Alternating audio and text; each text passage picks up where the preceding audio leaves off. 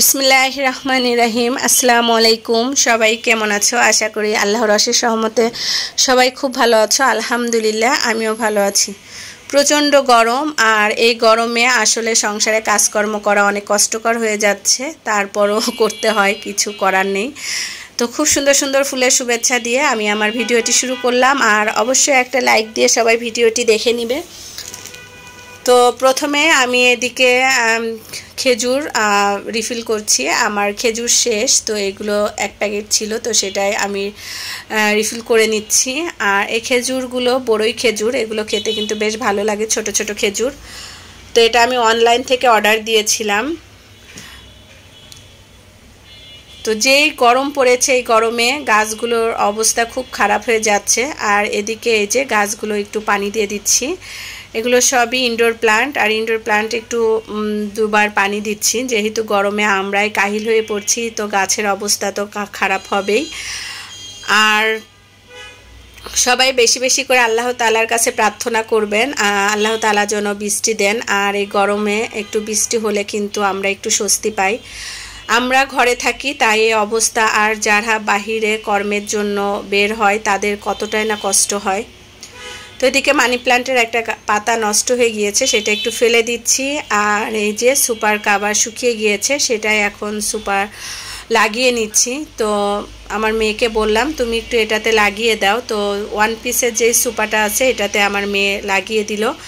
বাকি যে টু পিসের দুটো সুপার, সে দুটোতে আসলে লাগানো খুবই কষ্ট হয়ে যাচ্ছে, আমি লাগাতে পারছি না, সেজন্য আপনাদের ভাইয়ার জন্য রেখে দিয়েছি।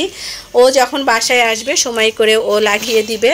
তো আমি না পেরে এভাবেই রেখে দিলাম। একটা কাভার লাগানো হয়েছে। তো এদিকে বালিশের কাভার, তারপরে যে ছোট ছোট টুলগুলো আছে সেগুলোর কাভার আমি লাগিয়ে নিচ্ছি।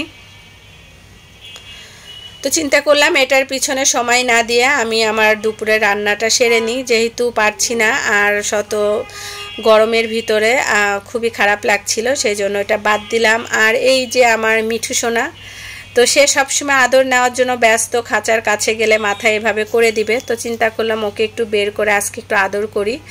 আর এই যে দেখেন আমার আল্লাদি মিঠু, খালি আদর নেওয়ার জন্য সে পাগল হয়ে যায়। তো আমাকে খুবই ভালোবাসে, আর আমি গ্রামে ওকে যখন যাই তখন তো ওকে ঢাকায় রেখে যাই, ওর জন্য খুবই খারাপ লাগে। তো মিঠুকে একটু আদর করে আবার চিন্তা করলাম বিছানার চাদরগুলো চেঞ্জ করতে হবে, তো সেই জন্য চাদরগুলো একটু চেঞ্জ করে নিচ্ছি।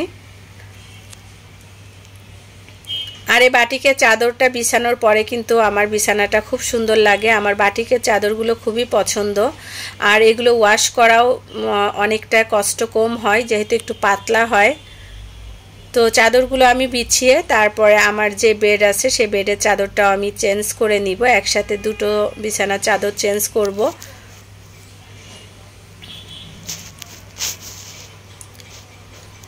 তো এদিকে আমার যে চাদর ছিল এখানেও আমি বাটিকের একটা কাভার দিয়ে দিলাম, চাদর আর কাভার বিছিয়ে নিলাম।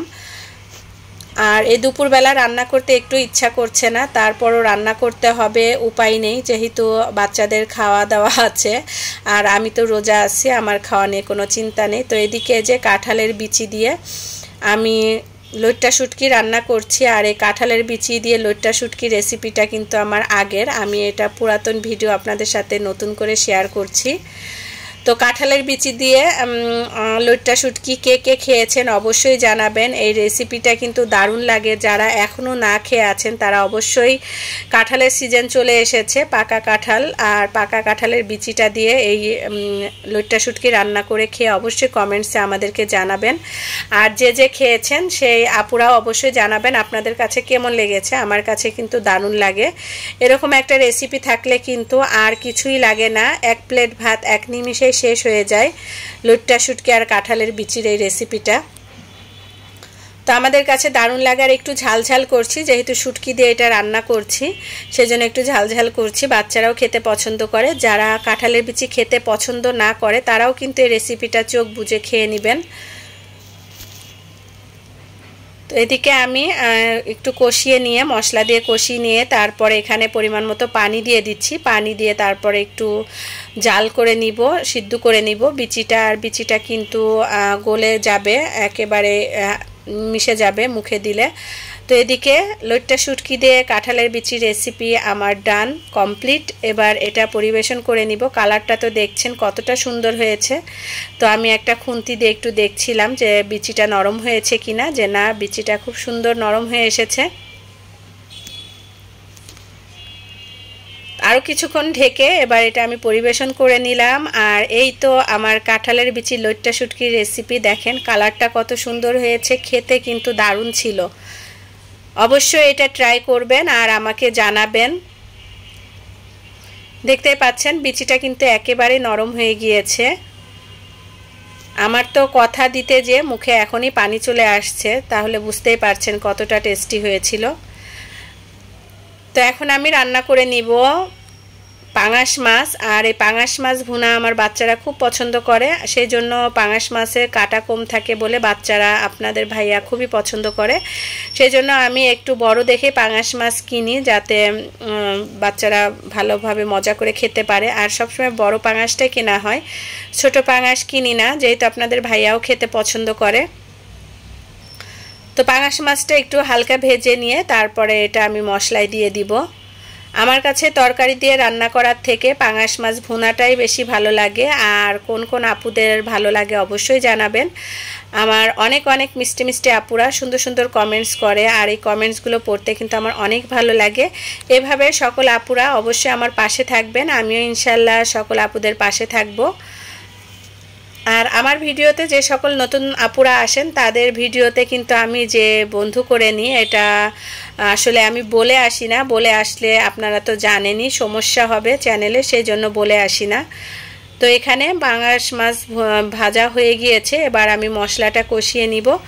তো এই তেলে আমি পাঙাশ মাছ ভুনা করে নিব, এক্সট্রা কোনো তেল দিতে হবে না। তো এখানে আমি পরিমাণ মতো পেঁয়াজ দিয়ে পেঁয়াজটা একটু হালকা ভেজে নিব। পেঁয়াজটা হালকা ভাজা হয়ে গেলে এখানে আমি দিয়ে দিব এক এক করে সব মশলা। এখানে প্রথমে একটু পানি দিয়ে দিলাম মশলা কষানোর জন্য, দিয়ে দিলাম রসুন পেস্ট, তারপরে এখানে দিয়ে দিলাম কিছুটা পেঁয়াজ বাটা দিয়ে দিলাম।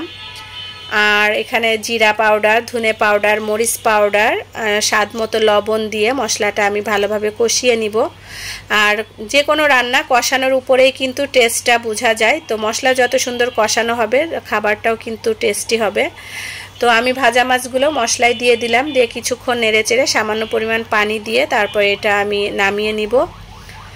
তো এই যে আলহামদুলিল্লাহ দুপুরে দুটো রান্নাই কিন্তু অনেক লোভনীয় ছিল, আর আমরা খুব মজা করে ভাত খেয়েছি। খাবারটা যেহেতু দারুণ ছিল সেহেতু খেতেও ভালো লেগেছিল। আর এখানে আমি কিছু কাঁচামরিচ, ধনিয়া পাতা অ্যাড করে দিলাম, দিয়ে এবার এটা আমি নামিয়ে নিব। কে কে এভাবে পাঙাশ মাছ ভুনা করে খেয়ে আছেন অবশ্যই আমাকে জানাবেন। আমি কিন্তু প্রায় এভাবে পাঙাশ মাছ ভুনা করি, আমাদের কাছে বেশ ভালোই লাগে। তো আজকের মতো আমি আমার ভিডিওটি এখানেই শেষ করছি। সবাই ভালো থাকবেন, সুস্থ থাকবেন এবং সাবধানে থাকবেন। আমাদের জন্য দোয়া করবেন, আমিও সকল ভাই ও আপুদের জন্য দোয়া করি। আল্লাহ হাফেজ, আসসালামু